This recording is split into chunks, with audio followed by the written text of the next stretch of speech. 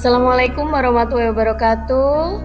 Perkenalkan, saya Yunita Kumala Dewi SPD MPD, calon guru penggerak angkatan 10 dari instansi SMP Negeri 1 Bonas. Saya akan menyebarkan pemahaman dan berbagi praktik baik dalam aksi nyata modul 1.4 diseminasi budaya positif. Karya saya ini jauh dari sempurna, jadi mohon kritik dan sarannya. Terima kasih.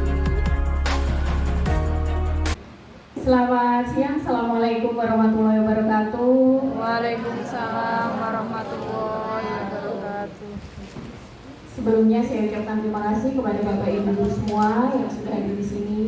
Yang saya hormati seluruh Bapak Ibu guru dan karyawan tata usaha yang sudah menyempatkan hadir di sini. Terima kasih. Tak lupa kita panjatkan puji syukur kehadirat Allah Subhanahu wa taala karena pada hari ini kita diberikan nikmat sehat, sempat sehingga kita dapat melaksanakan kewajiban kita setiap harinya. Tak lupa shalawat dan salam kita haturkan kepada junjungan kita Nabi besar Muhammad SAW yang selalu kita nantikan syafaatnya di yaumil akhir nanti. Ya, baik Bapak Ibu, tidak perlu berpanjang kata. Saya di sini mempunyai tugas untuk berbagi praktik baik dengan panjenengan semua. Tujuannya kita sama-sama belajar tentang informasi baru, ya, menyebarkan pemahaman dan berbagi praktik baik dalam diseminasi budaya positif dalam wadah Kombel SMP Negeri 1 Bonas. Begitu ya. Baik, nanti ada beberapa sesi kita interaktif saja. Nanti saya harapkan peran aktif panjenengan untuk kita saling sharing, gitu ya. Baik, kita lanjut slide berikutnya. Tujuan kegiatan hari ini, yang pertama memahami konsep budaya positif, kemudian yang kedua menerapkan strategi disiplin positif yang memerdekakan murid. Yang ketiga, bersikap reflektif dan kritis terhadap budaya di sekolah dan senantiasa mengembangkannya sesuai kebutuhan sosial dan murid. Jadi kalau kita lihat sekarang ini banyak siswa yang mengalami degradasi moral, kita juga kadang merasa putus asa. Bagaimana cara yang tepat dalam menangani siswa-siswa kita seperti itu ya? Nah, seorang guru yang baik harus mampu mewujudkan budaya positif di sekolah. Tidak mudah memang untuk mulai menerapkannya. Ini butuh proses. Tidak bisa instan kita lakukan dalam waktu 1 minggu, 1 bulan. Bahkan mungkin untuk menerapkan budaya positif itu butuh waktu bertahun-tahun. Tapi kalau kita mulai dari hari ini, insya Allah kita optimis bisa merubahnya, gitu ya. Adapun budaya positif itu dapat diterapkan dengan dasar konsep. Yang pertama ada disiplin positif, yang kedua nilai kebajikan, kemudian motivasi perilaku manusia, teori kontrol, hukuman dan penghargaan, kebutuhan dasar manusia, keyakinan kelas, dan yang terakhir segitiga restitusi. Bapak Ibu sekalian, kadang kita tidak sadar, kita sudah berusaha semaksimal mungkin dalam membersamai murid kita, menuntun mereka menjadi lebih baik. Namun ada kalanya bahkan setiap hari kita menghadapi persoalan tentang tingkah laku mereka, ya kan? Nah, tingkah laku mereka ini sebenarnya apa tujuannya, apa latar belakangnya, itu yang akan kita ulik di sini.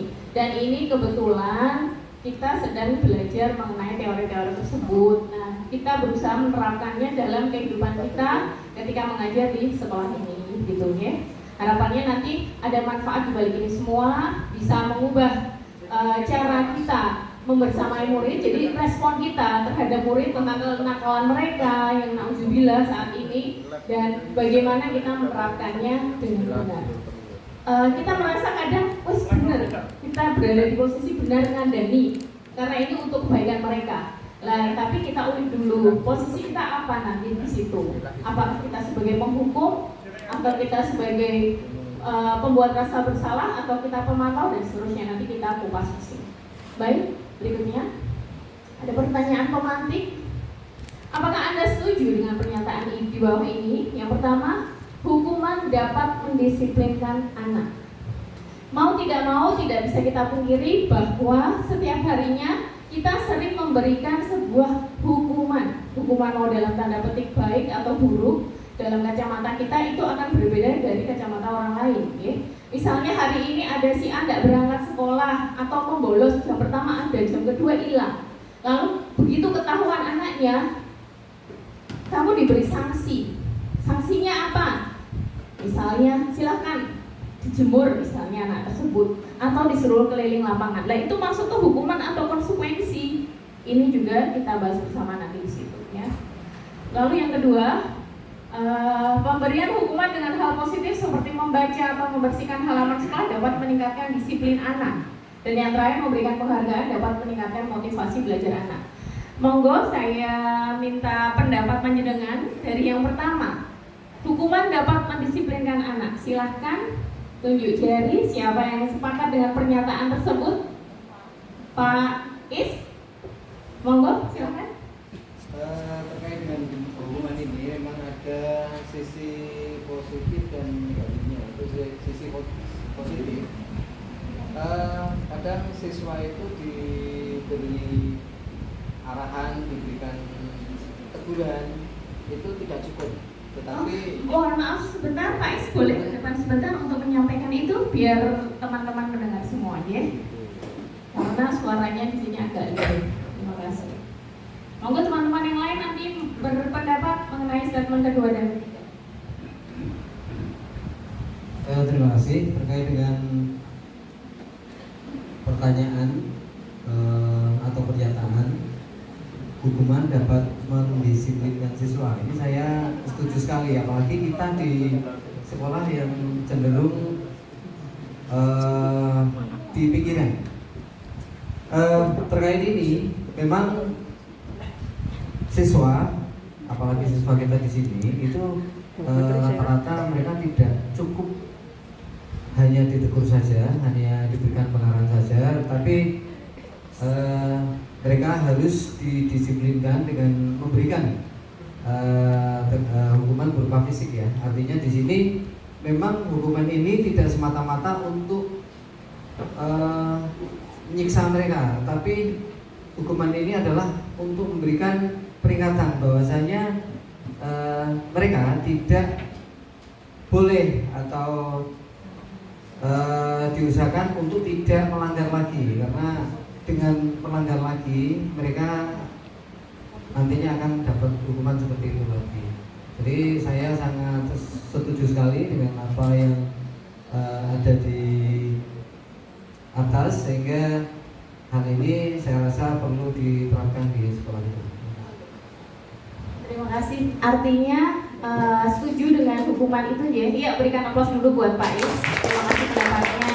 Boleh, semuanya boleh berpendapat. Apapun itu pasti ada alasannya yang melatar belakangi ya. Nah, tadi menurut pendapat Pak Is, hukuman itu boleh untuk siswa kita karena supaya bisa memberikan efek jera, supaya tidak mengulang lagi, ya begitu. Ada yang mau menambahkan atau langsung ke pernyataan yang kedua? Silahkan berikutnya. Pak Angga, mari. Berikan pendapat atau pernyataan kedua? Oh, pendapat dulu, monggo. Kalau menurut saya ini hukuman itu lebih ke apa itu namanya, rasa takut, belum ke kesadaran ya. Padahal disiplin positif itu sendiri lebih ke mengarah ke kesadaran dari diri siswa sendiri, memberdayakan siswa untuk sadar. Kalau hukuman itu mungkin jangka pendek atau keterpaksaan, ada rasa keterpaksaan. Kemudian yang pendisiplinan anak ada penghargaan, itu nanti ke arahnya ke cenderungan apa itu namanya, pamrih atau apa itu berharap, ya seperti itu kita. Intinya disiplin positif itu lebih ke kita bagaimana caranya membuat anak itu sadar dari diri sendiri, ya. Kemudian apa lagi ya? Cukup mungkin itu saya. Ya, terima kasih. Kalau menurut Pak Angga tadi, artinya kalau pemberian hukuman itu jangka pendek, siswa akan merasa terpaksa melakukan. Yang pertama gitu. Kemudian yang kedua hanya berdampak sesaat, yakni karena dia rasa takut, ya kan, semacam itu boleh, ya, benar juga seperti itu. Kalau menurut saya refleksi dari kegiatan pada siang hari ini, saya lebih ke introspeksi diri. Jadi sejauh mana selama ini saya sudah menerapkan tadi penerapan budaya positif di lingkungan ketika kegiatan pembelajaran seperti itu. Kalau dari beberapa video yang ditampilkan tadi untuk menjadi seorang guru, seorang manajer itu luar biasa ya. Maksudnya setidaknya kita punya kesabaran yang luas ya. Betul. Karena memang untuk kasus-kasus tertentu di sekolah kita sesuai kondisinya masing-masing. Nah, makanya ini tadi informasi yang saya dapat ini sangat luar biasa bermanfaat. Juga untuk saya pribadi bisa mengubah pola yang mungkin selama ini belum tepat begitu untuk menangani anak-anak agar disiplin positif itu bisa tercipta di dalam pembelajaran. Begitu. Nah, dari kegiatan ini kalau saya pribadi akan berusaha untuk menerapkan setidaknya mungkin untuk menjadi manajer ini tadi. Nah, paling tidak selama ini kalau saya pribadi baru tahap dalam memberikan rewardnya ini mesti catatan kecil. Jadi ketika mereka mengumpulkan tugas itu saya beri catatan pencapaian mereka. Jadi biar tahu kalau yang sudah baiknya tetap baik, yang kurang ya berarti lebih kurang seperti itu. Ada masukan tersendiri yang memang ada catatan-catatan kecil sehingga mereka yang belum bisa mampu termotivasi untuk menjadi lebih baik lagi seperti itu. Ya itu saja mungkin kalau refleksi dari saya. Semoga ya teman-teman semuanya di sini bisa menjadi lebih baik lagi dalam menciptakan budaya positif karena setiap anak itu punya karakter yang sendiri. Betul.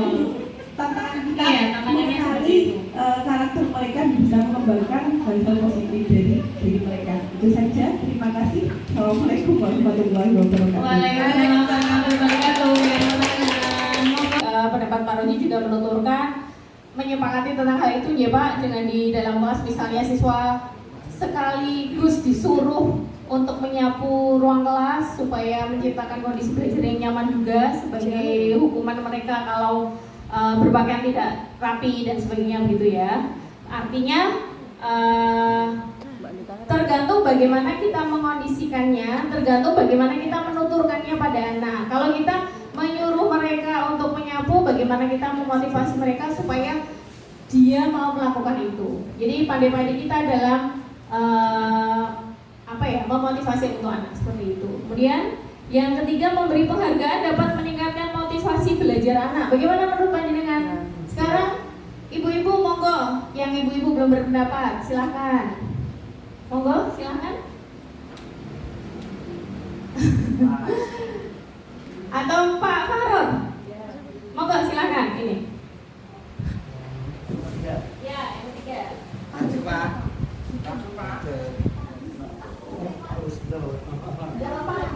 Assalamualaikum warahmatullahi wabarakatuh. Ya, yang poin yang ketiga, memberi penghargaan dapat meningkatkan motivasi belajar anak. Ya, ini memang betul. Penghargaan bisa berupa apapun, bisa kita puji, bisa atau setidaknya dicatat. Kan ada di dalam jurnal kita itu di belakang ada sikap. Ini sikap itu saya sering, kalau anak melakukan sesuatu yang menurut saya bagus,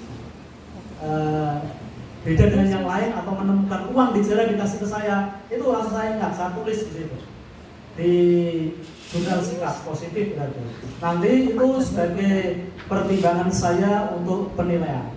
Jadi andaikan nilainya cuma KM saja bisa saya naikkan tadi karena ada sikapnya yang bagus dari itu. Jadi dalam pemberian penghargaan ini sangat penting sekali untuk anak. Jangan cuma kita kasih hukuman saja. Kalau salah disengini, nanti dihukum-hukum, tapi kalau baik nggak dapat penghargaan, itu yang kurang tepat. Jadi kalau bisa saya usulkan juga ada yang peringkat pertama, kedua, ketiga setelah memberikan penghargaan. Entah itu berupa buku atau pena atau apapun lah. Itu kan sebagai anak memotivasi. Yang ranking 5 saya ingin dapat buku juga. Bukan masalah barangnya. Yang intinya itu, oh saya bisa ternyata.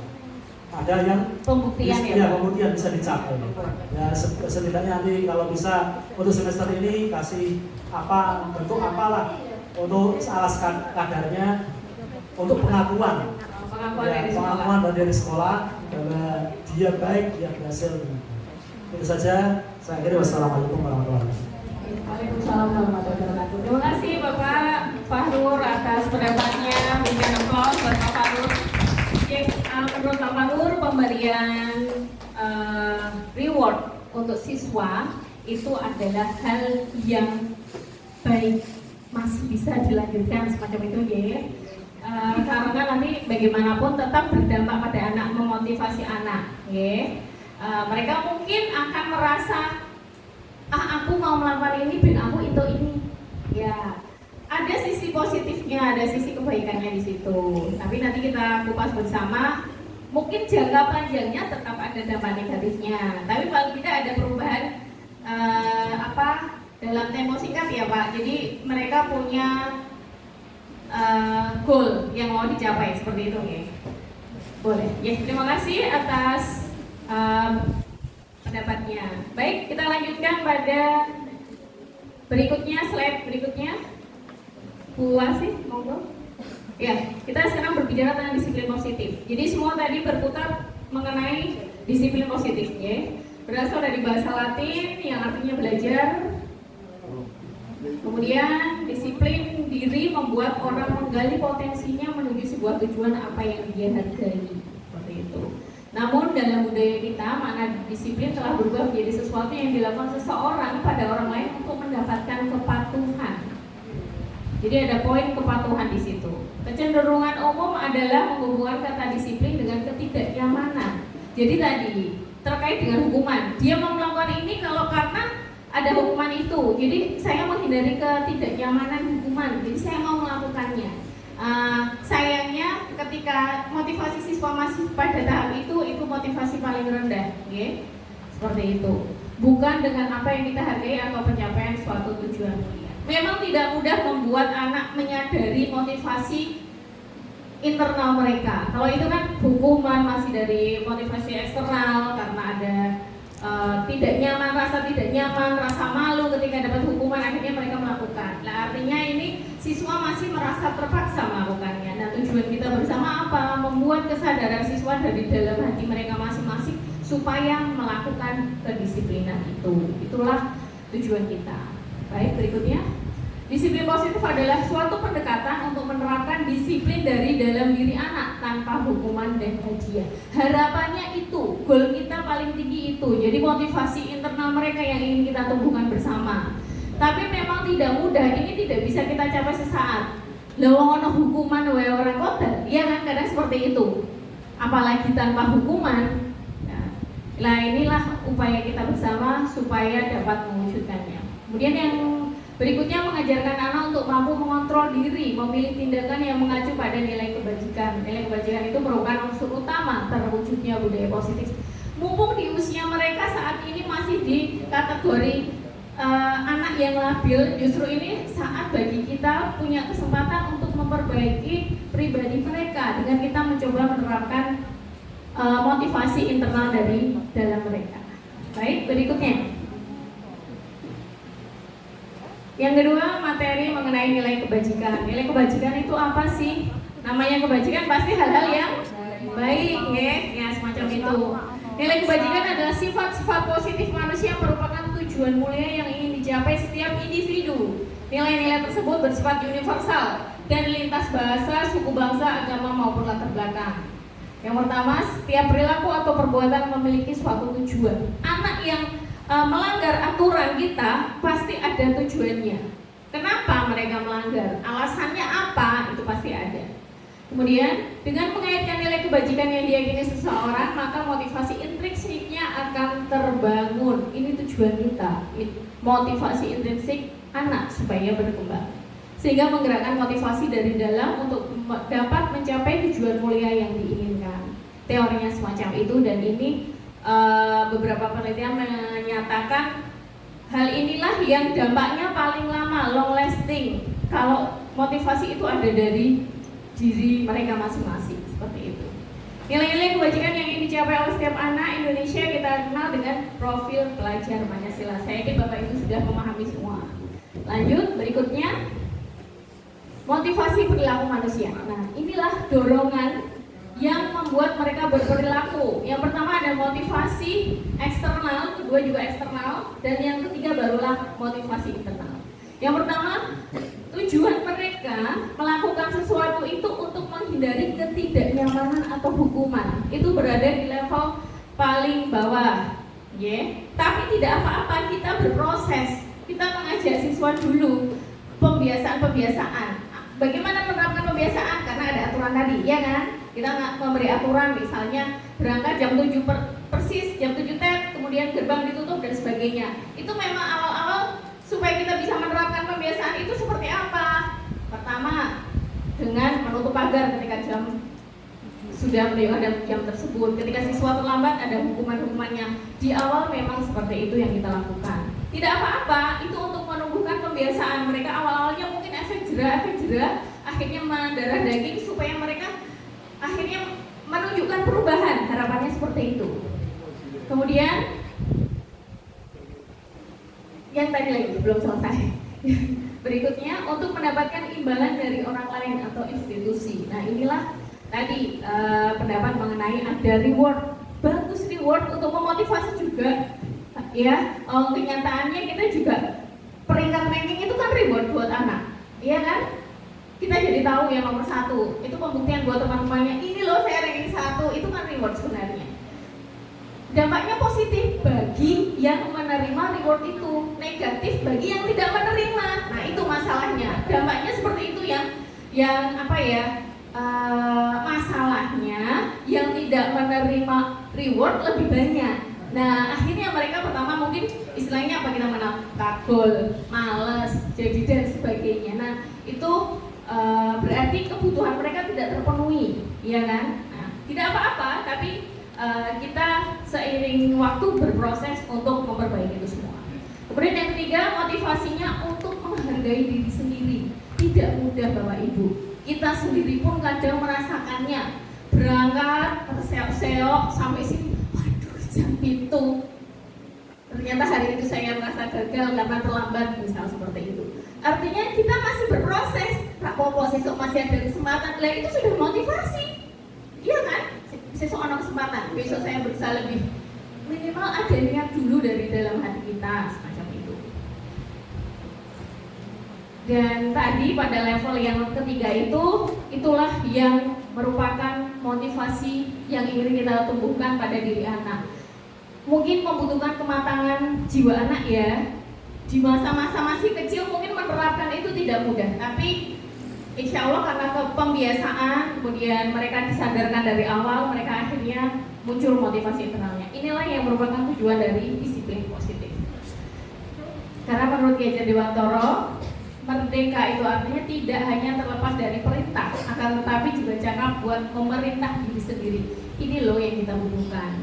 Bisa kita mulai dari diri kita sendiri sebagai teladan. Tadi Pak Rozi sudah menyatakan bahwa semuanya bisa dimulai dari diri sendiri. Ketika kita bisa memberikan contoh buat murid-murid kita datang tepat waktu dan sebagainya, kita mengajar ke kelas, hadir, membersamai mereka tepat waktu dari awal, itu sudah sebagai bentuk motivasi internal kita sebagai guru. Nah, kita mencoba setelah menerapkan itu, kita tumbuhkan motivasi pada anak kita. Berikutnya, refleksi sesaat ya, apa yang telah kita lakukan?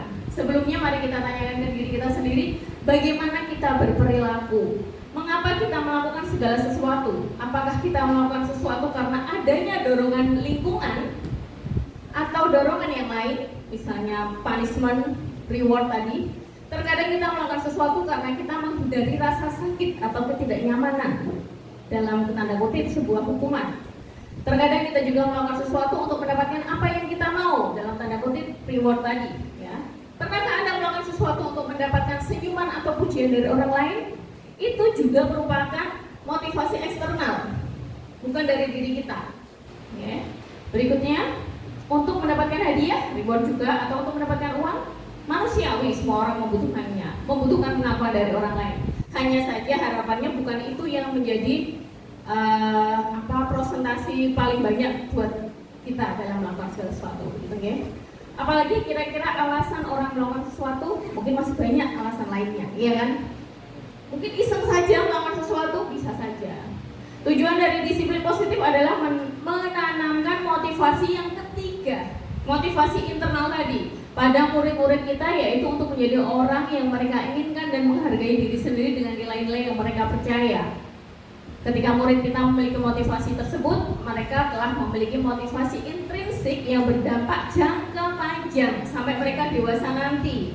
Mereka tergugah dari hatinya. Motivasi yang tidak akan terpengaruh pada adanya hukuman ataupun hadiah. Memang hal ini membutuhkan kematangan jiwa. Saya tidak memungkiri itu butuh proses yang panjang. Lalu kita menerapkan pada diri sendiri juga kadang masih labil, ya kan? Tapi mari yuk kita bersama-sama melakukan perubahan. Berikutnya, teori kontrol. Banyak miskonsepsi mengenai makna teori kontrol, nanti kita kupas. Kemudian perubahan paradigma teori stimulus dan respon menjadi teori kontrol. Miskonsepsinya, seorang psikiater dan pendidik meluruskan miskonsepsi makna kontrol. Nah, inilah kadang ilusi guru mengontrol murid. Sebenarnya memang benar kita menuntut, ya, kita menuntut murid, kita sebenarnya mungkin dalam tanda kutip mengontrol. Tapi kalau itu pilihan murid, dia mau melakukan apa yang kita perintahkan atau tidak, itu sebenarnya merupakan ilusi guru mengontrol murid, ya. Kedua, ilusi bahwa semua penguat positif efektif dan bermanfaat. Penguatan positif dan efektif dan bermanfaat, mungkin bujukan, rayuan untuk melakukan sesuatu itu efektif, memang efektif, tapi dampaknya sesaat. Kemudian ilusi bahwa kritik dan membuat orang merasa bersalah dapat menguatkan karakter. Kadang kita melakukan hal seperti ini di dalam kelas. Ayo tocah, wes diulang lho. Ayo tombok sing niat, sinau, garap sing tenan, diwaca soale. Mosok kamu nggak mesake wong tuamu toh sudah membiayainya dan sebagainya. Ternyata yang kita anut itu paham kita masih membuat orang merasa bersalah. Tidak apa-apa, untuk mengetuk hati mereka tidak apa-apa, tapi itu tidak berdampak panjang buat mereka. Kemudian ilusi bahwa orang dewasa memiliki hak untuk memaksa itu juga keliru. Berikutnya, perubahan paradigma stimulus respon dan teori kontrol. Kalau stimulus respon, kita mencoba mengubah agar orang berpandangan sama dengan kita. Rumangsane perasaan iki wis paling bener seperti itu. Dan ternyata teori kontrol, kita berusaha memahami pandangan orang lain tentang dunia, karena segala sesuatunya pasti ada alasannya. Kacamata tiap orang beda-beda, seperti itu. Perilaku buruk dilihat sebagai suatu kesalahan. Dalam teori kontrol, semua perilaku memiliki tujuan. Jadi ada tujuannya apa? Nah, itu yang perlu kita dalami. Jadi setiap siswa yang berkasus kan Bapak Ibu pertama juga mencari tahu kebenarannya dulu, ada apa toh penyebabnya, latar belakangnya, kondisi keluarganya. Nah, itulah kadang merupakan latar belakang yang paling mendominasi. Kemudian saya bisa mengontrol orang lain, itu dalam stimulus respon. Kemudian dalam teori kontrol, Anda tidak bisa mengontrol orang lain, karena orang lain punya tujuan masing-masing. Hanya kita menyamakan persepsi saja biar sama, seperti itu. Pemaksaan ada pada saat bujukan gagal. Nah, pertama dibujuk. Ketika siswa nggak bisa dibujuk, orang manut, mulai keras kita ngandani, ya kan, seperti itu. Kemudian kita mulai memberi hukuman. Ternyata akhirnya muncul pemaksaan di situ. Nah, dalam teori kontrol, kolaborasi dan konsensus menciptakan pilihan-pilihan baru. Jadi kita mengajak ngobrol si anak, ada apa, kenapa, tujuannya apa, itu yang perlu kita lakukan kerjasama supaya mencari solusi bersama. Kemudian model berpikir menang kalah, teori kontrolnya model berpikir menang-menang. Jadi kedua-duanya punya win-win solution seperti itu. Berikutnya, hukuman dan penghargaan. Ada sebuah kasus Ibu Anas Iva kurang menguasai pelajaran matematika sehingga pada saat pelajaran tersebut berlangsung dia lebih banyak berdiam diri atau menggambar di buku pelajarannya. Banyak ya kita hadapi siswa kita seperti ini sehari-hari. Lawan anak saya aja seperti itu yang kelas 2 SD. Pada saat guru matematika Pak Seno menanyakan pertanyaan Iva menjadi gugup dan tidak sengaja menjatuhkan tasnya dari kursi, serta tiba-tiba menjadi gagap pada saat berupaya menjawab. Seluruh kelas pun tertawa melihat perilaku Iva yang berbicara tergagap dan terkejut. Pak Seno pada saat itu biarkan teman-teman Iva menertawakan Iva yang tergagap dan malu luar biasa, dan malahan meminta Iva untuk maju ke depan dan berdiri di depan kelas sambil menunjuk hidungnya karena tidak bisa menjawab pertanyaan Pak Seno. Kelas makin gaduh dan anak-anak pun tertawa melihat Iva di depan kelas memegang ujung hidungnya. Jadi dia dihukum berdiri di pojok kelas di depan sebagai hukuman dia karena tidak konsentrasi mendengarkan pelajaran. Nah, menurut Bapak Ibu semua, apakah Anda setuju dengan tindakan Pak Seno terhadap Iva? Menurut panjenengan bagaimana? Tidak setuju. Bagaimana Pak? Silakan. Mengapa tidak setujunya? Menurut saya, ya, ketidaksetujuan saya ini anak akan terjatuh mentalnya karena ditertawakan teman-temannya. Harusnya ada instrumen lain dari Pak Seno tadi supaya anak tidak terjatuh, menasihati tapi tidak menjatuh. Jadi perlu ditemui secara pribadi baru dinasihati. Kalau langsung di depan anak-anak, saya rasa si Eva tadi akan rendah diri, malah untuk belajarnya tambah tidak maksimal dan malah bisa-bisa dia membenci benci sama Pak Seno. Ya, terima kasih atas responnya. Ya, itu bisa masuk kategori perundungan tidak, Bapak? Berarti bisa ya. Nah, itu termasuk perundungan artinya ya. Baik. Lalu menurut Anda, Bapak Ibu sekalian, tindakan Pak Seno terhadap Iva adalah sebuah hukuman atau konsekuensi? Hukuman. Karena bedanya apa hukuman sama konsekuensi? Kalau konsekuensi itu ada di tindakan. Tindakan. Lalu tindakan yang dilakukan itu konsekuensi. Ya, kalau kita melakukan sesuatu maka akan dapat ini, Mas. Itu konsekuensi. Kalau kita ketut, kita tabrakan, itu konsekuensi kita. Sebab akibat begitu ya, Pak? Sebab akibat. Oke, terima kasih, bagus. Jadi itu masuk kategori hukuman ya? Ya, benar. Lanjut ke slide berikutnya. Yang berikutnya adalah hukuman, konsekuensi, dan restitusi. Ada istilah baru yang mungkin beberapa teman-teman mendengarnya, restitusi. Apa itu? Oke. Nanti kita kupas bersama. Dalam menjalankan peraturan ataupun keyakinan kelas atau sekolah, bila mana ada suatu pelanggaran, tentunya sesuatu harus terjadi. Untuk itu, nah seperti tadi hukum sebab akibat, ya kan? Untuk itu kita perlu meninjau ulang tindakan penegakan peraturan atau keyakinan kelas kita selama ini. Tindakan terhadap suatu pelanggaran pada umumnya berbentuk hukuman atau konsekuensi. Lalu seberapa efektifkah pemberian hukuman dan penghargaan untuk mendidik anak kita? Nah, nanti akan terjawab berikutnya. Ini perbedaan hukuman dan konsekuensi. Kalau hukuman sesuatu yang menyakitkan dan harus terjadi, bisa berupa psikis maupun fisik, begitu ya. Konsekuensi itu sesuatu harus terjadi. Artinya tidak melulu menyakitkan, ya kan? Tidak muncul kata menyakitkan di situ. Kemudian membuat anak sakit fisik maupun hati untuk jangka waktu lama. Yang konsekuensi membuat anak merasa tidak nyaman dalam jangka waktu pendek. Kemudian hukuman anak membenci kedisiplinan. Konsekuensi anak menghargai disiplin. Hukumannya bersifat paksaan. Kalau konsekuensi bersifat stimulus dan tanggapan. Kemudian hukuman mendorong anak menyakiti diri sendiri. Kemudian konsekuensi mendorong anak agar mudah menyesuaikan diri. Hukuman adalah konsep diri yang buruk. Konsekuensi konsep diri yang baik. Berarti anak mulai diajak untuk tahu ini loh konsekuensinya kalau setelah melakukan ini. Kalau hukuman kan saklek, begitu ya? Ya. Kemudian kalau hukuman, anak belajar untuk menyembunyikan kesalahan karena takut dihukum tadi, dia menyembunyikan segala sesuatunya. Kemudian konsekuensi, anak belajar untuk mematuhi peraturan.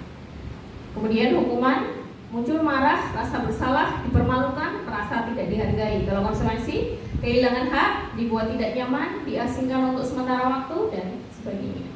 Berikutnya, menurut panjenengan semua, di bawah ini masuk hukuman atau konsekuensi. Yang pertama, mencatat 100 kali dalam buku kalimat, saya tidak akan terlambat lagi karena terlambat ke sekolah. Hukuman ya, kita sepakati, betul. Yang kedua, menggantikan kertas tugas teman yang telah dicoret-coret. Konsekuensi. Bagus sekali. Berikutnya, lari mengelilingi lapangan basket 2 kali karena terlambat hadir di sekolah. Kemudian yang keempat, murid disuruh untuk mengenakan sepatu seharian di sekolah karena tidak mengenakan sepatu hitam. Oh, untuk nyeker maksudnya seperti itu ya. Ini salah ketik ya. Untuk tidak mengenakan sepatu seharian karena pakai sepatu warna lain. Termasuk? Konsekuensi apa hukuman? Masuk. Masuk. Abu-abu berarti ya Pak ya. Abu-abu. Baik. Yang kelima, membersihkan tumpahan air di meja tulis karena tersenggol pada saat belajar. Biasanya kalau prak jatuh, kita panggil sebut nama. Pak Seno, biasanya seperti itu. Baik, berikutnya, lari mengelilingi lapangan basket 2 kali karena terlambat 10 menit untuk pelajaran PJOK. Padahal ada hubungannya sama PJOK loh. Kalau saya apa hukuman? Baik, terima kasih. Berikutnya, disepakati bersama. Telat dapat sanksi. Nah, itulah kita butuh keyakinan kelas di awal supaya nanti jatuhnya adalah konsekuensi, ya kan? Bukan sebuah hukuman. Nah, buatlah kesepakatan dengan anak seperti itu dari awal ya Bapak Ibu. Kemudian nek lali dari awal yuk, soko saiki sudah testek ya sesok gitu ya. Dampak dan implikasi pemberian penghargaan. Ini dampaknya ada beberapa, sebenarnya ada 8, tapi saya tulis 7 di situ.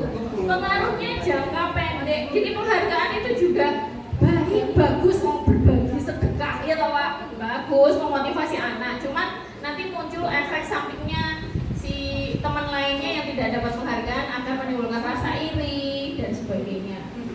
Yang pertama, pengaruhnya jangka pendek. Kemudian yang kedua, penghargaan tidak efektif. Penghargaan merusak hubungan. Misalnya saya bestie sama si B, lah kok yang dapat bonus si B sebagai teman. Nah, karena rasanya aduh sakit sekali, saya merasa terhianati, mungkin seperti itu. Iya, yang keempat, penghargaan menurunkan kualitas. Karena begini, kadang kita memberi tugas anak, nanti yang bagus tak kasih hadiah. Tugas kedua, tugas pertama selesai, sudah dikasih hadiah selesai. Tugas kedua, kita lupa ngasih hadiah. Nanti motivasinya akan menurun. Mereka juga, lah aku rati WI mana hadiah kayak kemarin kok, males nah itu sebagainya seperti itu. Kemudian penghargaan itu menghukum. Kenapa maksudnya menghukum? Ya tadi ada tanda kutip embel-embel di belakangnya seperti itu. Kenapa? Karena begini, contoh kasus ranking. Pemberian ranking itu sebenarnya adalah sebuah bentuk penghargaan sekolah kepada siswa. Yang ranking 1, 2 sampai 10 besar, ayem, alhamdulillah dapat ranking, saya dapat penghargaan semacam itu. Penghargaan notabene ranking itu. Tapi yang ranking 11 ke atas itu sudah tidak ada rankingnya, otomatis mereka akan merasa wah, aku untuk ranking kok, nah, semacam itu. Iya memang ada dampaknya. Mereka akhirnya mungkin sebagian berapa persen termotivasi lebih baik, berapa persen seperti apa. Tapi ada persentase juga mereka akan merasa kecewa, iya kan? Nah, semacam itu. Itulah yang memunculkan secara penghargaan merupakan sebuah hukuman. Kemudian penghargaan mengurangi motivasi intrinsik. Ini loh harapan kita. Motivasi intrinsik kita, siswa jangan sampai luntur karena penghargaan itu. Tapi tidak apa-apa kalau kita mau memberikan penghargaan. Kapan pemberian penghargaan yang paling tepat? Jika kita memberikan penghargaan kepada seorang anak pada saat dia sedang merasa bangga dengan pencapaiannya sendiri, maka kita akan mengambil kegembiraan yang saat itu sedang dirasakan secara alamiah. semacam itu. Baik, slide berikutnya, restitusi. Inilah yang sedang digaung-gaungkan. Sebenarnya restitusi itu bersifat lebih humanis, ya. Tanpa ada emosi di dalamnya, anak diajak bertukar pikiran, cari solusi bersama. Restitusi adalah proses menciptakan kondisi bagi murid untuk memperbaiki kesalahan mereka, sehingga mereka bisa kembali pada kelompok mereka dengan karakter yang lebih kuat. Jadi dia punya kasus, kita panggil, kita ajak ngobrol, sudah selesai perkaranya, dia kembali ke kelas, ditanya temannya, tidak apa-apa, sudah selesai kok, tadi akhirnya saya disuruh begini-begini. Dia bisa dengan bangga bercerita semacam itu nantinya. Restitusi, belum. Restitusi juga merupakan proses kolaboratif yang mengajarkan murid untuk mencari solusi untuk masalah mereka dan membantu murid berpikir tentang orang seperti apa yang mereka inginkan nantinya dan bagaimana mereka harus memperlakukan orang lain. Kalau kamu tidak mau diperlakukan orang yang seperti ini, ya jangan perlakukan orang lain seperti itu. Nah, balance kan. Berikutnya, inilah identitas gagal. Itu wujudnya pemberian hukuman. Identitas sukses itu muncul kedisiplinan, masih bisa berupa konsekuensi, ya. Kemudian goal yang terbaiknya yaitu restitusi. Sesuatu yang menyakitkan harus terjadi kalau hukuman. Kalau konsekuensi, sesuatu harus terjadi saja. Kalau restitusi merupakan pilihan. Jadi alternatif pilihan solusi apa yang dihadirkan dalam restitusi. Kemudian kalau yang bagian hukuman sama konsekuensi ini serupa dengan tadi, ya kan? Kita bahas tentang restitusi. Restitusi menguatkan untuk murid atau anak dalam jangka waktu panjang. Mereka diajak berpikir bareng tentang akibat dari kesalahannya tadi, mencari solusi bersama. Kemudian korban juga mendapatkan ganti. Bukan semata-mata ganti rugi, tidak, tapi dia juga mendapatkan kompensasi, istilahnya semacam itu dalam tanda kutip. Korban bisa merasa lebih baik juga, dan si pelaku juga akan menjadi merasa lebih baik juga. Kemudian murid atau anak mendapatkan penguatan, masalah terpecahkan, murid belajar bertanggung jawab untuk perilakunya, fokus pada pemecahan masalah dalam jangka waktu panjang. Kemudian beberapa pernyataan yang biasanya muncul dalam restitusi itu, apa yang kamu yakini? Yakini itu artinya keyakinan kelas, ya. Artinya keyakinan kelas itu dibuat bersama antara guru dengan murid, semua murid kalau bisa. Jadi menampung semua pendapat murid dan kita mengarahkan, begitu. Itulah keyakinan kelas, ya. Kemudian apa yang bisa kamu lakukan untuk memperbaiki masalah ini? Nah, kita tanyai, apa langkah kamu untuk memperbaikinya, semacam itu. Murid atau anak menghormati dirinya sendiri dan orang lain. Jadi dampaknya, kalau hukuman itu negatif, konsekuensi dampaknya netral. Kemudian kalau restitusi dampaknya positif. Lanjut. Kita beralih pada materi kebutuhan dasar manusia. Kenapa berkaitan dengan kebutuhan dasar manusia? Karena seseorang atau anak melakukan perilakunya itu punya tujuan. Dan tujuannya itulah yang biasanya berupa kebutuhan apa yang ingin dia capai. Nah, sebenarnya ada 5 kebutuhan dasar manusia. Yang paling utama adalah bertahan hidup. Kemudian ada kasih sayang dan rasa diterima. Kemudian kesenangan, penguasaan, dan kebebasan. Nah, cermati pernyataan berikut. Bapak Ibu silakan dicermati. Ibu guru bilang, aku tidak boleh bersenandung sewaktu mengerjakan tugas. Katanya kelas harus tenang, tidak ada suara, padahal aku suka dan senang menyanyi. Berarti kebutuhan dasar apa yang tidak terpenuhi di situ? Kebebasan, dia tidak boleh bernyanyi.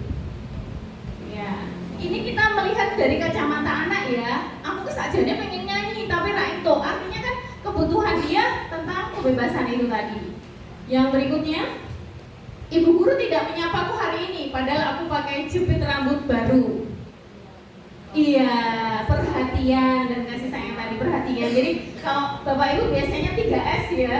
Teman-teman jaga di depan 3S. Kemudian bertemu siswa perempuan yang sudah pakai lipstik dan lain-lain. Sebenarnya mereka sedang butuh kasih sayang kita, butuh perhatian kita, ya kan? Nah, pas, ya. Ya, jadi dia sebenarnya mau dasar yang belum terpenuhi, yaitu tadi perhatian orang dan rasa kasih sayang tadi. Makanya tampil beda seperti itu. Lanjut, aku bosan masa belajarnya cuma gitu-gitu aja, dengerin itu aja. Berarti butuh apa? Dari 5 tadi. Coba kembali lagi. Siapa sih? Bosan belajarnya gitu-gitu aja, berarti kesenangan ya. Kemudian aku sebel gambarku tidak rapi, malah ibu guru nunjukin ke teman-temanku di depan kelas. Ini adalah kebutuhan penguasaan. Mereka merasa tidak mampu, ya kan? Baik, kita sudah berhasil mengkategorikan ya Bapak Ibu. Berikutnya ya ini keyakinan kelas. Beberapa teman-teman sudah saya perhatikan sudah berhasil melakukan atau menerapkan keyakinan kelas di kelasnya masing-masing. Ini biasanya dilakukan oleh wali kelas. Alhamdulillah sekali, saya senang melihatnya. Kemudian tapi tidak memungkiri Bapak Ibu guru yang bukan wali kelas juga bisa menerapkan keyakinan kelas ketika jam-jam panjenengan ngajar, ya. Keyakinan kelas tujuannya apa? Supaya kita bisa mengelola kelas tadi. Harapan kita, ya kan, Bapak Ibu guru harus bisa mengelola kelas seperti itu. Sebagai ilustrasi, mengapa keyakinan kelas? Mengapa tidak peraturan kelas saja? Kan sudah ada tata tertib sekolah, ya kan? Nah itu, mengapa? Kira-kira apa sebabnya? Ya, nanti kita kupas bersama. Lalu, 1, mengapa kita memiliki peraturan tentang penggunaan helm pada saat mengendarai kendaraan roda 2 atau motor? Jawaban panjenengan kemungkinan adalah untuk keselamatan. 1 kata kunci keselamatan. Sudah selesai habis perkara, ya kan?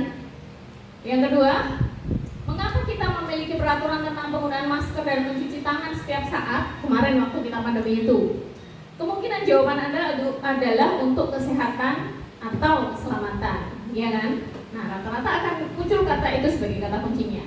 Berikutnya, nah ini perbedaan peraturan kelas dan keyakinan kelas. Kalau peraturan itu wujudnya seperti ini, selalu kembalikan buku ke tempatnya. Kalau keyakinan kelas itu adalah kata kunci atau nilai kebajikan tadi, tanggung jawab. Kemudian dilarang mengganggu orang lain, berarti keyakinannya adalah menghormati orang lain. Hadir di sekolah 15 menit sebelum pembelajaran, berarti menghormati orang lain dan berkomitmen, ya kan? Dilarang melakukan kekerasan, berarti di situ menghormati orang lain. Itu nilai kebajikan yang kita anut, ya kan? Itulah yang kita cantumkan menjadi sebuah keyakinan kelas. Boleh berupa semacam ini atau nanti ada muncul contoh ilustrasi ketika keyakinan kelas dibuat. Slide berikutnya. Keyakinan kelas merupakan metode untuk menimbulkan kembali disiplin positif yang didasari oleh motivasi dari dalam. Implementasi keyakinan kelas dilatar belakangi bahwa ditemukannya beberapa murid yang masih diingatkan untuk melakukan tindakan kebaikan. Nah, tahapan pembuatan keyakinan kelas ini bisa Bapak Ibu lakukan di kelas masing-masing nanti ketika pembelajaran dimulai, ya. Keyakinan kelas bersifat lebih abstrak daripada peraturan yang lebih rinci dan konkret. Lawang sing konkret rinci wae sering dilanggar apa meneh abu-abu abstrak semacam itu. Kadang kita akan bertanya seperti itu, ya kan? Kemudian keyakinan kelas berupa pernyataan-pernyataan universal. Pernyataan keyakinan kelas senantiasa dibuat dalam bentuk positif. Keyakinan kelas sebenarnya tidak terlalu banyak sehingga mudah diingatkan dan dipahami oleh semua warga kelas. Keyakinan kelas sebaiknya sesuatu yang dapat diterapkan di lingkungan tersebut. Semua warga kelas sebenarnya ikut berkontribusi dalam pembuatan keyakinan kelas lewat kegiatan curah pendapat. Jadi dirembuk terlebih dahulu. Kemudian bersedia meninjau kembali keyakinan kelas pada waktu. Berikutnya, ini loh, kalau peraturan kelas cukupnya di situ. Tapi kita butuh juga peraturan kelas, tata tertib maksudnya seperti itu, nggih. Barulah muncul keyakinan kelas. Keyakinan kelas itu tujuannya untuk menggugah perasaan siswa. Kemudian dari keyakinan kelas terbentuklah lingkungan yang positif. Kalau kita sudah menerapkan lingkungan positif, artinya di tempat Bapak Ibu bekerja budaya positif sudah berkembang. Berikutnya, nah ini contoh keyakinan kelas di SD. Bertanggung jawab mengerjakan tugas piket, piket bersih-bersih dan sebagainya. Bersikap jujur. Kemudian bersikap tenang saat pelajaran berlangsung, bersikap sopan dan menghormati guru, saling tolong-menolong, hidup rukun dengan teman. Kita mengajak siswa merumuskan keyakinan kelas itu. Jadi nanti istilahnya kalau keyakinan kelas itu terbentuk dari hasil diskusi dengan anak-anak siswa kita, nanti kita kembalikan pada anak. Kalau kalian melanggar ini, berarti kalian sudah melanggar keyakinan kelas yang mana kalau melakukan itu, semacam itu. Jadi ada mengajak mereka bernalar kritis gitu ya. Lanjut. Sekarang bagian restitusi 5 posisi kontrol guru. Nah, tanpa kita sadar, kita pernah berperan berakting ya. Jadi penghukum pernah, pembuat merasa bersalah sering ya kan kalau ngajar. Sebagai teman juga bisa, kita sering juga. Kemudian sebagai pemantau, tinggal lakukan anak kita juga sering. Dan posisi terbaik kita adalah sebagai manajer. Kita lihat, perhatikan video berikut supaya kita bersama-sama bisa membedakan kelima posisi kontrol tersebut berdasarkan ilustrasi. Bukan yang ini. Stop aja. Yang itu Google. Oke. Nah, bawah. Oh, 5 posisi kontrol deh. Diana Gosen, yang itu. 1, 2, 3, 4, berarti 4. Ini. Nah. Monggo turun ke bawah, ada video itu. Kita simak bersama ya.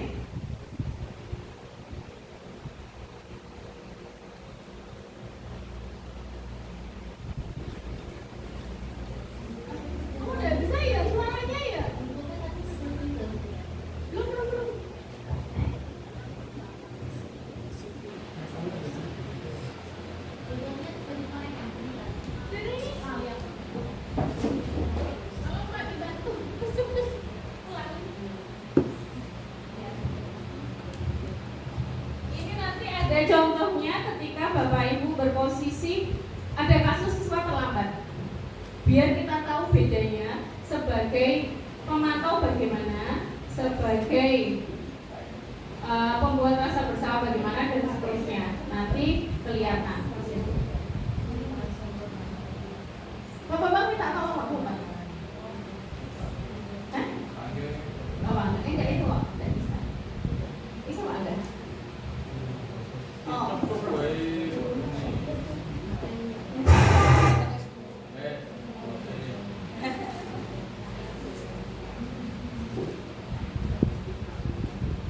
Saya ubah dulu.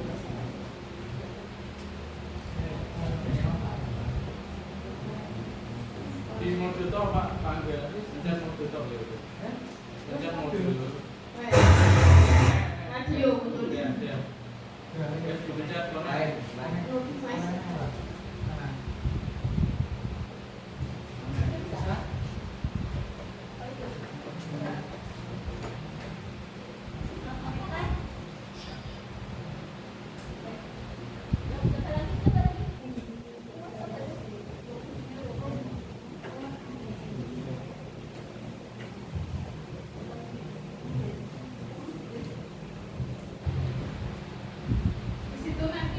Video seorang guru menegur murid ketika melihat muridnya terlambat datang. Untuk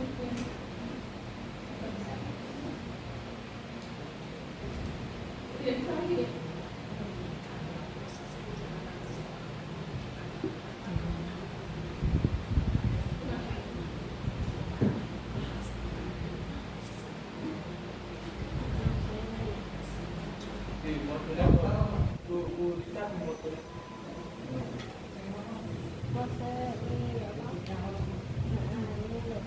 Monggo Bapak Ibu disambidahan dulu dan Bapak silahkan.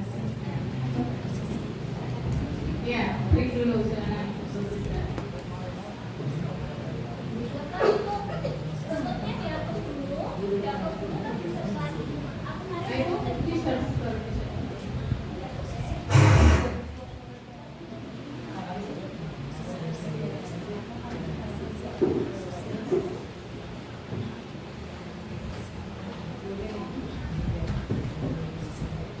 Dulu tuh katanya udah kena.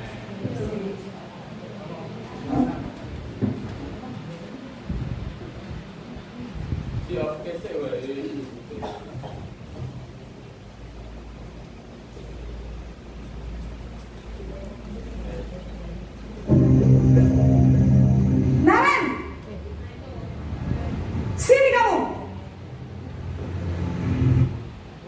Tidak apa-apa, itu saja. Oh, boleh. Ya, silakan. Monggo Bapak Ibu sambil dimakan kudapannya. Salam bahagia Ibu dan Bapak guru hebat. Kontrol. 5 posisi kontrol dalam restitusi adalah proses perjalanan seorang pendidik agar dapat mengenali dirinya. Pada video kali ini, kita akan membahas tentang 5 posisi kontrol yang dikembangkan oleh Diane Gosson dan contoh penerapannya.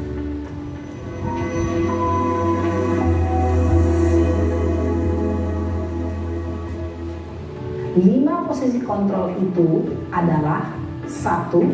Posisi penghukum. 2. Posisi pembuat merasa bersalah. 3. Posisi teman. 4. Posisi pemantau atau monitor. Dan 5. Posisi manajer. Untuk lebih memahami kelima posisi tersebut, mari kita saksikan kasus Naren yang terlambat hadir 20 menit di sekolah dan melihat bagaimana kelima posisi kontrol dalam menghadapi masalah tersebut.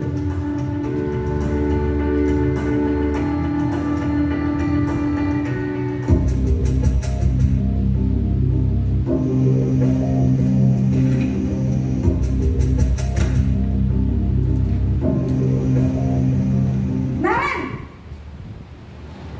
sini kamu.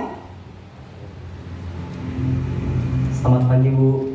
Selalu terlambat. Kamu deh, pasti terlambat. Maaf, Bu. Saya Apa? Apa coba? Alasan kamu apa lagi? Kapan sih kamu tidak terlambat? Malas sekali ya kamu jadi anak. saya Dasar pemalas. Gak kapok-kapok sih kamu. Sudah berapa kali terlambat?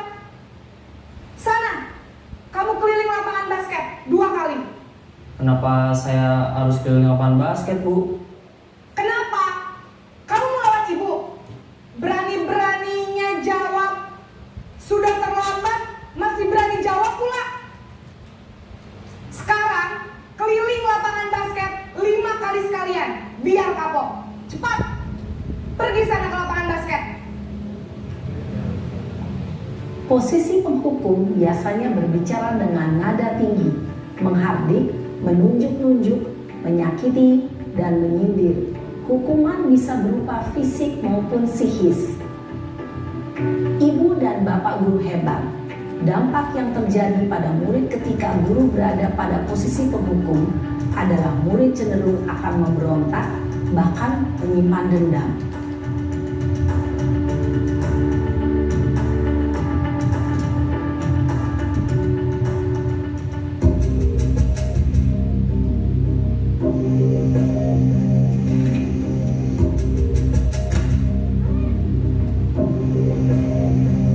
Naren,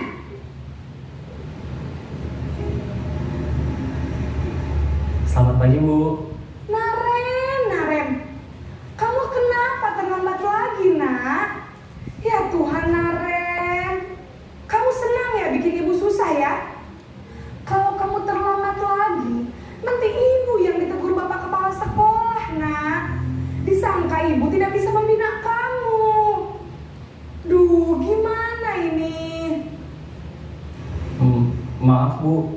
Duh Gusti Naren, kamu suka ya kalau ibu ditegur bapak kepala sekolah? Terus, sekarang ibu harus tulis apa ini di buku absen? Ini kamu sudah sering terlambat loh. Ibu harus apa coba? Maaf, Bu. Maaf sekali. Ya sudah, lain kali jangan bikin ibu susah lagi ya nak ya. Ibu tidak akan kuat lagi kalau kamu begini terus. Bisa jantungan kalau ibu tegur bapak kepala sekolah. Sana cepat ke kelas. Maaf ya, Bu. Maaf sekali.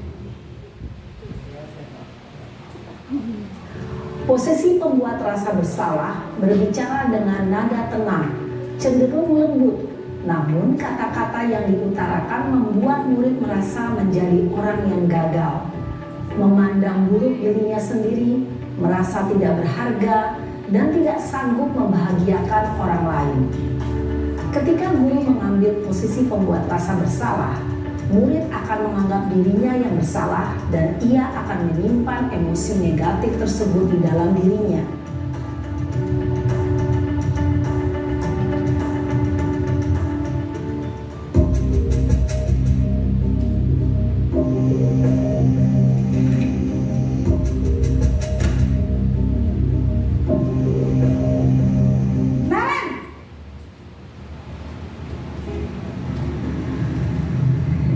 Selamat pagi, Bu. Wah, sudah jam berapa ini, Nak? Terlambat lagi ya, sayang? Iya, Bu. Habis ibu saya lupa bangunkan saya, Bu. Kamu malah menyalahkan ibu kamu. Kamu bukannya anak yang larinya paling kencang. Kok terlambat sih? Iya, Bu. Saya memang lambat bangun tadi. Jadi, biarpun saya lari kencang, tetap gak kejar, Bu. Ya sudah sana. Nanti lain kali larinya lebih kencang lagi ya. Biar gak terlambat lagi. Bikin seneng ibu. Demi ibu. Bisa kan? Bisa lah, Bu. Ya sudah sana masuk kelas. Ibu beresin urusan absen kamu. Kamu ini ada-ada saja. Dalam posisi teman, guru berbicara dengan nada suara ramah, akrab, cenderung bersenda gurau untuk menjaga suasana tetap santai. Murid akan merasa senang, aman, dan akrab dengan guru. Identitas yang tercipta adalah identitas sukses atau berhasil. Namun, perlu diingat, karena ini masih dorongan eksternal, maka ada faktor ketergantungan dari murid kepada orang tertentu. Di sini, guru absennya, sehingga di lain waktu, murid bisa berperilaku baik, namun hanya kepada orang-orang tertentu saja.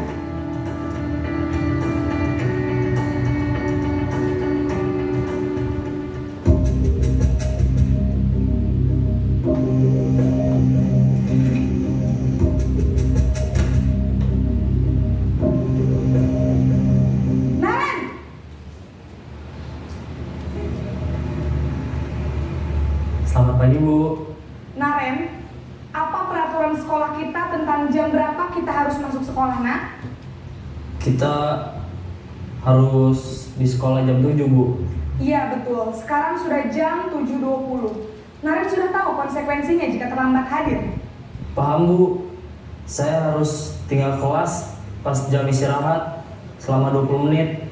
Iya benar, konsekuensinya demikian. Jadi nanti jam 9.30 pas istirahat, kamu harus tinggal di kelas, kerjakan tugas tambahan untuk ketertinggalan kamu, ya? Baik, Bu. Posisi pemantau mengandalkan penghitungan atau data untuk mengontrol murid. Guru mengarahkan murid berdasarkan peraturan dan konsekuensi. Seorang pemantau menunjukkan bahasa tubuh dan ekspresi wajah yang datar dan cenderung formal.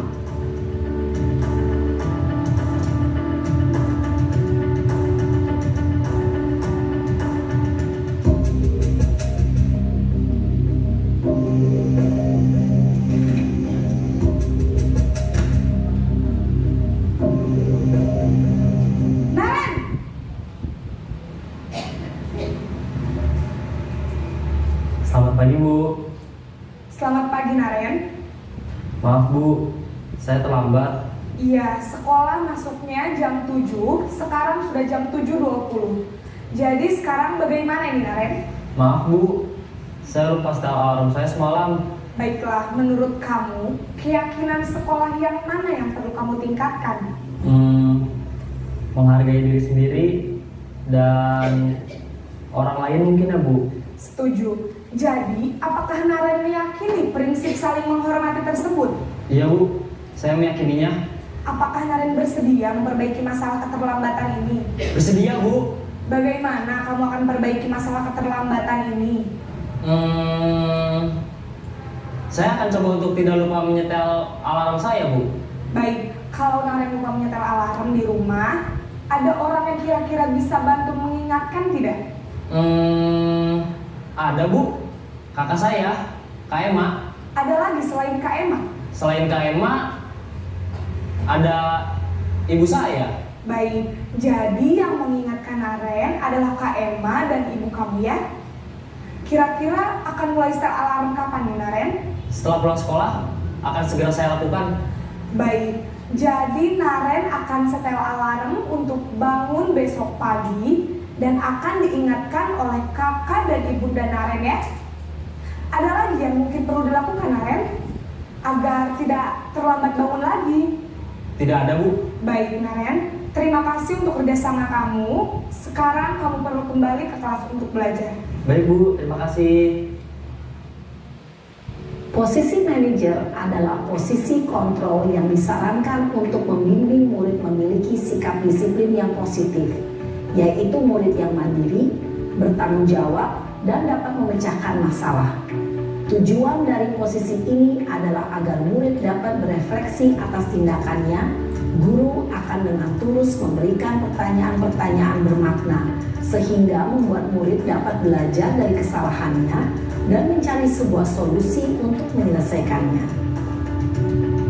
Ibu dan Bapak guru hebat, setelah mengamati adegan kelima posisi kontrol tadi, kira-kira posisi mana yang paling ideal? Posisi mana yang dapat menunjang motivasi intrinsik murid? Ya, tentu posisi manajer. Posisi ini memang posisi ideal yang ingin dituju setiap pendidik. Pada posisi inilah, guru dapat menerapkan disiplin positif yang berpihak pada murid, yang memerdekakan murid. Perjalanan seorang pendidik tentunya tidak mudah untuk sampai pada posisi seorang manajer. Namun, tujuan kita pasti, yaitu menciptakan murid-murid yang mandiri, merdeka, dan bertanggung jawab. Semoga penggambaran 5 posisi kontrol yang telah diperlihatkan ini dapat menjadi ajang refleksi bagi kita semua, agar dapat terus mengasah dan menerapkan disiplin positif yang memerdekakan murid. Mari terus berlatih dan bersemangat. Selamat menerapkan.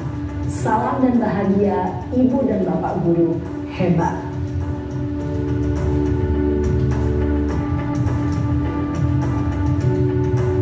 Baik Bapak Ibu, tadi ilustrasi.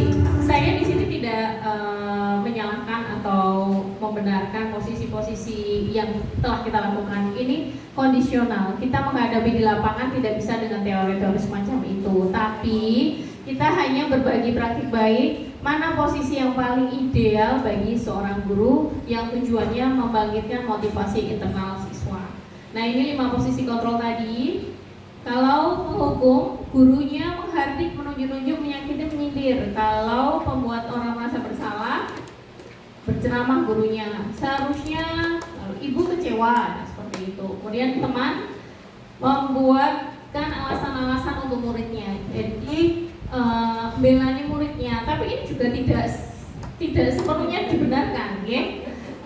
Kita mengajarkan bagaimana anak bertanggung jawab seperti itu. Memantau, menghitung dan mengukur. Kalau manajer mengajukan pertanyaan-pertanyaan, kita terapkan ini sesuai kondisi yang ada di lapangan. Tidak melulu harus dalam kondisi genting kita menerapkannya yang manajer. Tidak bisa juga seperti itu. Jadi kita yang paling tahu posisi kontrol mana yang bisa kita terapkan di lapangan ketika kita dalam situasi mengajar. Saya tidak mengharuskan, akan tetapi kita hanya berbagi ilmu aja. Kalau posisi yang paling ideal adalah posisi manajer. Memang untuk siswa kita itu cenderung mereka dari latar belakang keluarga yang sudah menerapkan hukuman-hukuman fisik ke anaknya. Nah, inilah tantangan kita untuk mencoba merubah paradigma dalam kita menentukan posisi kontrol sebagai guru. Begitu.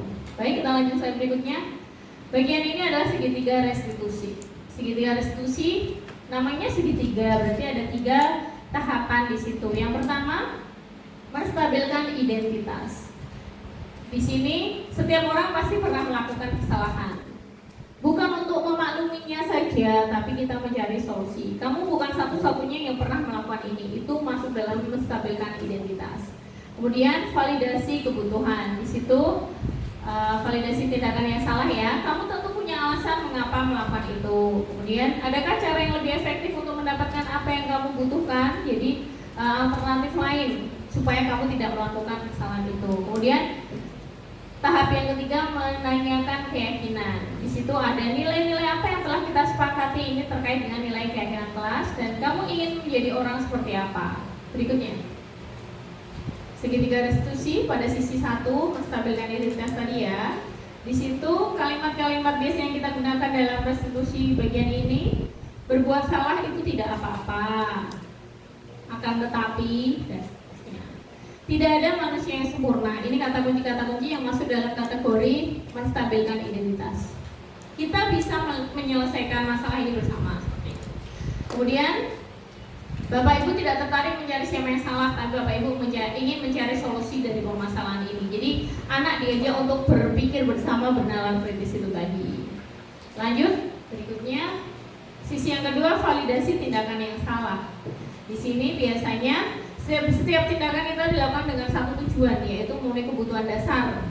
Seperti tadi, siswa yang pakai lipstik, kebutuhan dasarnya apa yang ingin dipenuhi. Kalau kita memahami kebutuhan dasar apa yang mendasari sebuah tindakan, kita akan bisa menemukan cara paling efektif untuk memenuhi kebutuhan tersebut. Ya, di situ kalimatnya biasanya padahal kamu bisa melakukan yang lebih buruk dari ini ya. Kita ulik di situ. Kamu pasti punya alasan mengapa melakukan hal itu. Kemudian kamu patut bangga pada dirimu sendiri karena kamu telah melindungi sesuatu yang penting buatmu. Jadi kita mengkategorikan ini ada di bagian validasi tindakan yang salah. Berikutnya, menanyakan keyakinan. Nah, tadi seperti dalam cuplikan yang tadi, di situ pada posisi manajer tadi sudah ada segitiga restitusi di sana. Ketika menanyakan keyakinan, jadi atau aturan di sekolah gitu ya. Keyakinan apa yang kamu selama ini sepakati dan kira-kira bagian mana yang kamu melanggarnya, keyakinan yang mana, nah seperti itu. Baik, berikutnya. Berikut contoh penerapan restitusi. Ini sebagai ilustrasi contoh kasus yang ada di sekolah kita, ya. Yang MP4 itu kan, ya. Ini praktek.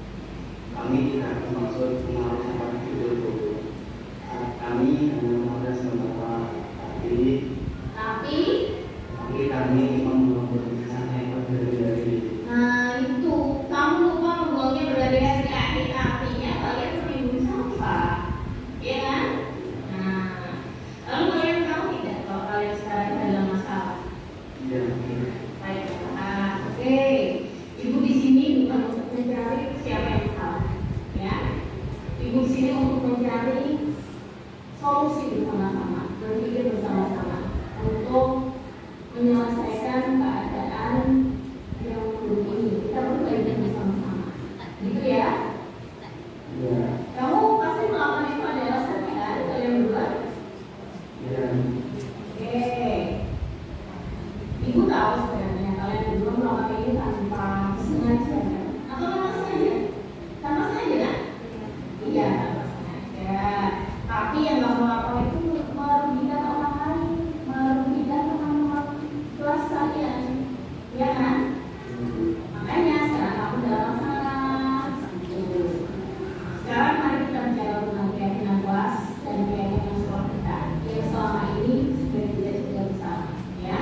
Apa yang kita percaya bersama? Yang bagian mana kalian yang belum mengikuti? Kalian belum bisa memahami kelas. Baik, artinya kamu ingat dengan baik keyakinan kelas kita, ya kan? Kita kembali pada ketika kamu menaruh sampah di laci. Apakah ketika kalian melakukan itu kalian menjaga kebersihan kelas? Tapi kalian mendapatkan sesuatu yang kalian senangkan, yaitu tidak repot-repot keluar naruh di tempat sampah terus makanan tadi, ya kan? Nah, menurut ibu ada cara untuk mendapatkan semangat tersebut, tapi tetap menjaga kebersihan kelas. Bagaimana menurut kalian? Nah sekarang mari mulai sekarang kita selalu mengingatkan keyakinan kelas kita, maksudnya menjaga kebersihan tadi, ya. Nanti setelah makan sesuatu, jajanan bungkusnya langsung dibuang ke tempat sampah yang ada di depan kelas, ya. Kalau meja dan kelas bersih, kan kalian juga yang sana, tidak jadi sarang penyakit, sarang nyamuk, ya kan? Oke? Ya, siap ya? Baik, sekarang silakan kembali ke kelas, ikuti kelas dengan jadi siapa di sini? Teman ya? Ya, silakan kembali ke kelas. Itu ya? Ya, saling sembilan dulu. Nah, oke, kembali ke kelas ya. Saling ibu.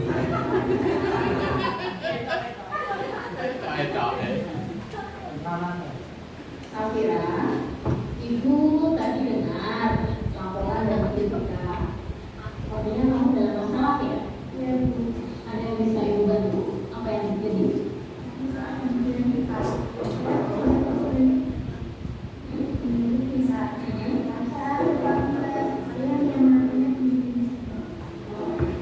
jadi kamu mengambil buku yang bisa tanpa izin. Lalu ada informasi yang mau kamu tambahkan lagi? Tapi itu masalahnya. Lalu kamu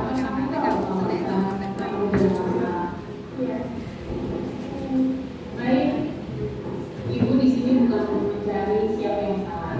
Ibu di sini untuk mencari penyelesaian bersama-sama, berpikir bersama-sama tentang apa yang bisa kita lakukan untuk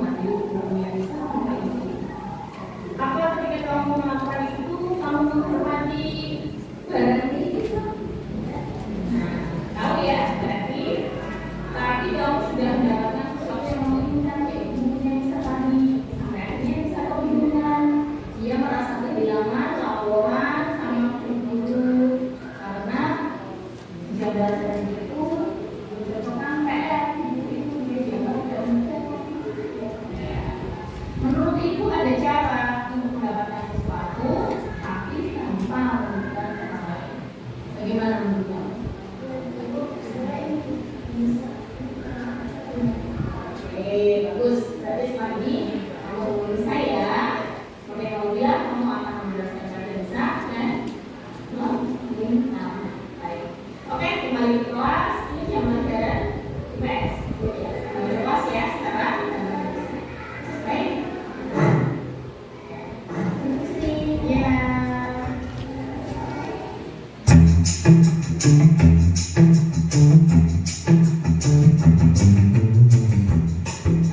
Baik, terima kasih Bapak Ibu. Itu tadi sekelumit cuplikan kasus yang ada di sekolah kita terkait restitusi segitiga restitusi yang dihadirkan dalam memecahkan masalah. Jadi tujuannya restitusi ini apa? Menciptakan sekolah yang ramah anak, berpihak pada murid dan seterusnya. Akan tetapi Bapak Ibu guru lebih paham melakukan pendekatan apa yang nantinya diterapkan sesuai kondisi yang tepat masing-masing, gitu ya. Ini hanya sedikit berbagi praktik baik, berbagi informasi yang sekiranya bisa bermanfaat. Monggo slide berikutnya.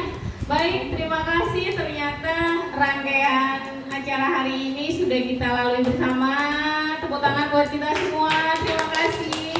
Sekalipun sudah mulai siang, sudah agak loyo, tapi terima kasih masih fokus untuk mengikuti kegiatan diseminasi budaya positif hari ini. Harapannya ke depan kita bisa mengimplementasikan ini dan mengembangkannya pada anak didik kita. Refleksinya silakan, mari.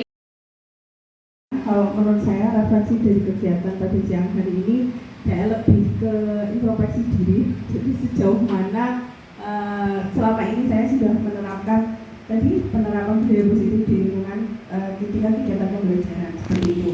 Kalau mungkin kalau dari beberapa video yang ditampilkan tadi untuk menjadi seorang guru, seorang manajer itu luar biasa ya.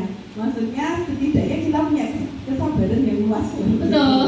Karena memang untuk kasus-kasus tertentu di sekolah kita sesuai kondisinya masing-masing. Nah, makanya ini tadi informasi yang saya dapat sangat luar biasa bermanfaat. Sehingga untuk saya pribadi bisa mengubah pola yang mungkin selama ini belum tepat seperti itu untuk menangani anak-anak agar disiplin positif itu bisa tercipta di kegiatan pembelajaran seperti itu. Nah, dari kegiatan ini kalau saya pribadi akan berusaha untuk menerapkan setidaknya mungkin untuk menjadi manajer itu tadi. Nah, paling tidak selama ini kalau saya pribadi baru tahap dalam memberikan rewardnya ini mesti catatan kecil. Jadi ketika mereka mengumpulkan tugas itu saya beri catatan pencapaian mereka. Jadi biar tahu kalau yang sudah baiknya tetap baik, yang kurang ya berarti ada yang kurang seperti itu. Ada masukan tersendiri yang memang ada catatan-catatan kecil sehingga mereka yang belum bisa mampu termotivasi untuk menjadi lebih baik lagi seperti itu. Ya itu saja mungkin kalau refleksi dari saya. Semoga ya teman-teman semua ini bisa menjadi lebih baik lagi dalam menciptakan budaya positif karena setiap anak itu punya karakter yang sendiri. Betul. Tantangan kita mencari karakter mereka bisa mengembangkan hal-hal positif dari mereka. Itu saja. Terima kasih. Assalamualaikum warahmatullahi wabarakatuh. Waalaikumsalam warahmatullahi wabarakatuh. Ya, terima kasih untuk kesempatannya Bu Dita. Refleksi yang kedua dari kegiatan pada siang hari ini kita sudah mempelajari tentang segitiga restitusi. Saya jujur meraba-raba bahwasannya memang ketika anak salah, terutama ini pada 9E itu kan luar biasa sekali tingkahnya. Terkadang ya istimewa, terkadang saya hanya sekali pandang. Maksudnya ketika melihat dia salah itu langsung memberikan hukuman atau memberikan sesuatu yang membuat mereka jeda. Tetapi ternyata teorinya tidak semata-mata itu. Ternyata teorinya ada beberapa tahapan, ada 3. Jadi ketika anak salah kita harus menstabilkan identitas tadi yang disampaikan Bu Nita. Ditanya dulu bener enggak kalau Bapak Iza itu telah melanggar karena makan terus misalnya atau mengambil makanan saya. Nah, kalau Bapak Iza memang sudah melakukan pelanggaran dan itu sudah betul ditanya, maka kita akan melanjutkan tahap kedua. validasi berarti bertanya dulu, terus validasi berarti mencari kebenaran ya, mencari kebenaran. Nah, untuk mencari kebenaran, untuk selanjutnya baru kita akan melakukan tindakan yang ketiga, apa kita? Yang ketiga sih resolusi, penyelesaian masalah ya. Oke. Restitusi. Nah, jadi memang untuk sekiranya saya sendiri juga terkadang masih menganggap sebelah mata ketika anak itu banyak yang salah. Ternyata kita juga perlu menelaah latar belakang dari kesalahan anak, karena kesalahan anak mungkin mereka juga membutuhkan tadi 5 kebutuhan dasar. Entah itu pengen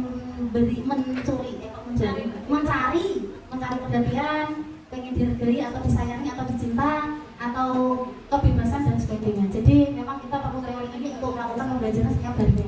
Seperti itu. Terima kasih karena ini materinya sangat luar biasa dan bisa bekal untuk kedepannya ketika kita aktivitas di pembelajaran di sekolah. Sekian, terima kasih. Ya, terima kasih. Berikan tepuk tangan. Dengan tadi beberapa refleksi dari teman-teman. Semoga dari kegiatan hari ini kita bisa mendapatkan manfaatnya. Kita bisa terus tergerak. Ya, dari diri kita sendiri kita tergerak untuk menggerakkan anak-anak dan kita bisa terus bergerak. Demikian atas paparan materi di seminasi hari ini. Mohon maaf bila ada salah tutur kata dan tingkah laku. Terima kasih atas perhatian Bapak Ibu semua. Billahi taufiq wal hidayah. Wassalamualaikum warahmatullahi wabarakatuh. Waalaikumsalam warahmatullahi wabarakatuh. Baik, selamat pagi. Assalamualaikum warahmatullahi wabarakatuh. Halo 9E, apa kabar? Luar biasa hari ini. Luar biasa ya. Jangan ada yang ngomong masih pagi kok. Oh ya udah boleh ya. Semangat. Baik, hari ini sebelum saya mulai pelajaran, saya mau kita bersama-sama membuat sebuah kesepakatan kelas atau kita sebut dengan istilah keyakinan kelas. Lah, keyakinan kelas itu apa?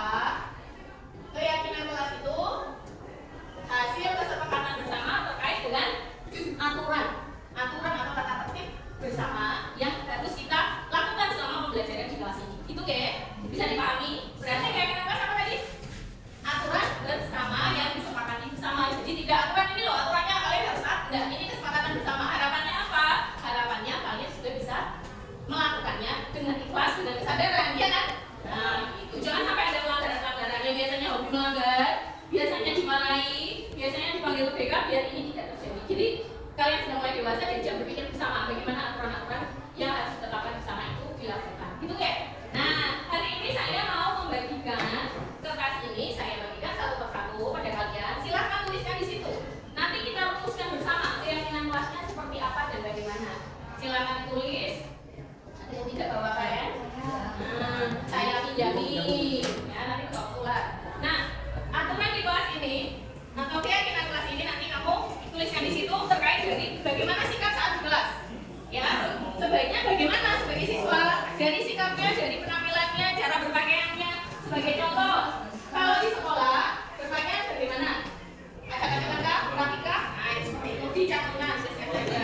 Lalu, boleh nggak pakai make up ke sekolah, pakai rok-rok yang gambar, kayak mama itu kan juga tidak layak. Atau boleh nggak nyeker di sekolah? Nah, kan ini demi kebaikan bersama, menciptakan lingkungan yang baik dan kondusif buat sekolah. Bedakan di sekolah dan di rumah. Nah, di rumah kamu nyeker main kemana-mana silahkan. Itu tidak formal. Di sekolah lingkungan yang formal. Oke, yuk silahkan yuk mas, mbak, silahkan tulis ya. Nanti kalau sudah semuanya ditempel di depan sini, kumpulkan satu persatu, kita tempel di sini. Ya, dengan kelasmu, ya silahkan tulis. Penuhnya.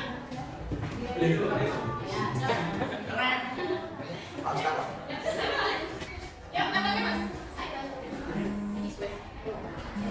Ya, silakan ditempelkan nanti kita rumuskan bersama. Tulis dulu.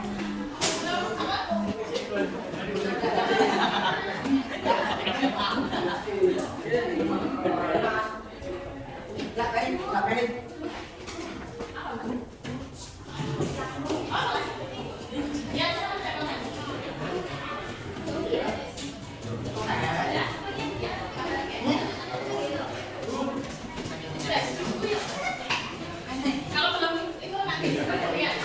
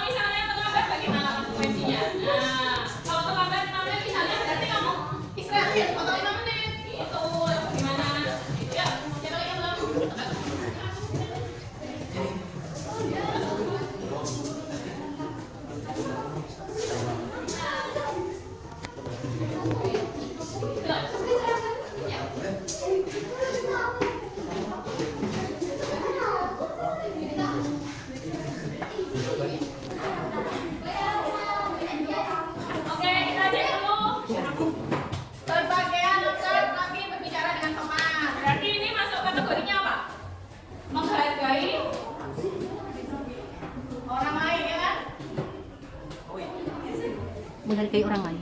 Pakai rapi juga menghargai nama mahasiswa kita nggak? Nah, lalu kalau berbicara dengan sopan yang baik, masalah ini ya. Kemudian kami berbagian kalau bicara sama khusus sopan. Nah, berarti apa? Sopan santun juga ya. Bersikap sopan dan santun, ya kan? Bersikap sopan dan santun. Lalu baju dimasukkan, masuk. Berarti masuk sini. Oh, disiplin ya. Berarti kita masuk ya. Disiplin. Bicara dengan sopan, nggak boleh bawa sendal. Bicara sopan pakai aturan yang ada. Tuh, tidak membuang sampah sembarangan. Bagus ini. Ayo, yang biasanya bawa sampah sembarangan berarti apa? Peduli lingkungan, ya kan? Kita kalau ada sampah, buang pada tempatnya. Ini ya, berarti dari ini kita simpulkan ini loh keyakinannya. Gitu. Lalu pakai seragam harus rapi dengan komplit. Nah, ini masuk ke menghargai diri dan disiplin. Tidak membantah guru, ini berarti bersikap sopan dan santun ya kan? Berpakaian rapi juga, berpakaian rapi bagus. Tidak boleh bolos saja pelajaran. Nah, ini masuk dalam disiplin, termasuk juga menghargai diri sendiri dan orang lain ya kan? Nah, nggak boleh bolos. Yang belum ditandakan lagi coba apa? Membawa sampah pada tempatnya, peduli lingkungan, memakai seragam dengan rapi. Apa namanya? Ya, terus berikutnya. Ya. Terima kasih. Membawa sampah tempatnya pakai seragam rapi. Jangan melanggar peraturan sekolah. Berarti apa? Tanggung jawab, ya kan? Iya enggak? Tanggung jawab. Nah, kalian sudah dewasa harusnya rasa tanggung jawab nih. Jangan melanggar peraturan sekolah. Ya, pakai rapi, bawa sampah pada tempatnya tidak boleh bolos. Tidak boleh pakai make up ada di sini. Seragam rapi bicara yang sopan ada pakai itu dan nama kamu ini ya. Dari sini ya, nama kamu berarti apa? Disiplin. Ya. Cara berbicara harus sopan berarti masuk ke? Iya, bersikap sopan dan santun. Tidak boleh memakai make up. Berarti masuk mana? Tidak boleh pakai make up, masuk mana? Disiplin bisa, kemudian apa? Menghargai diri sendiri, ya kan? Kamu di mana-mana senang, enggak kan? Nah, enggak senang toh? Nah, makanya berarti masuk dalam hargai diri dan orang lain. Terus, tidak, baju harus rapi, jalan sopan, tidak boleh pakai sendal, tidak boleh make up, pakai seragam yang rapi, ada di situ deh. Ya, mendengarkan ibu guru atau bapak guru ketika berangkat masuk mana? Mendengarkan bapak ibu guru. Ada orang lain bisa, ya kan? Apalagi disiplin juga bisa, ya kan? Bersikap sopan dan santun juga bisa mendengarkan kan menyimak ya.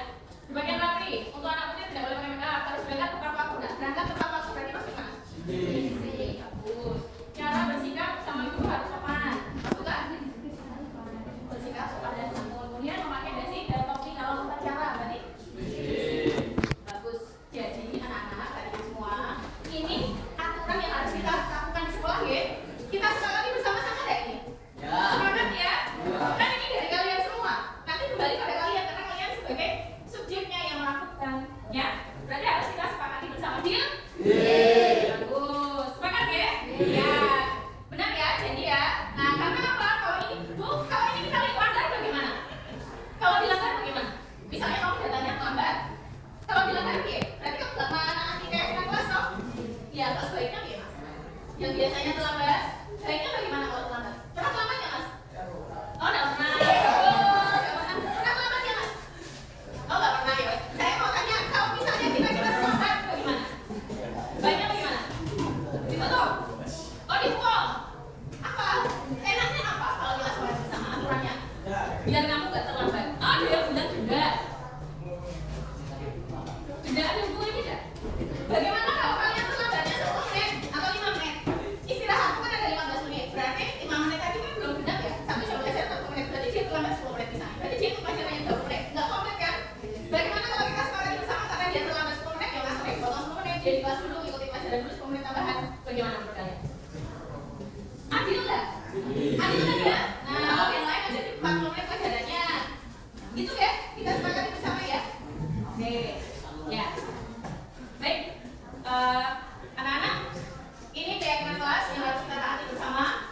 Harapannya ke depan kalian bersikap dan berperilaku sesuai dengan keyakinan kelas yang sudah kita sepakati bersama. Nanti ini akan diubah. Saya tempel di dinding berdekatan dengan jadwal tiket dan sebagainya. Nanti saya tempel dengan baik di situ berisi keyakinan kelas kita yang sudah disepakati bersama. Kan kalian yang bikin, kalian yang melakukannya, gitu ya. Baik, sepakat? Sepakat ya? Baik. sudah dewasa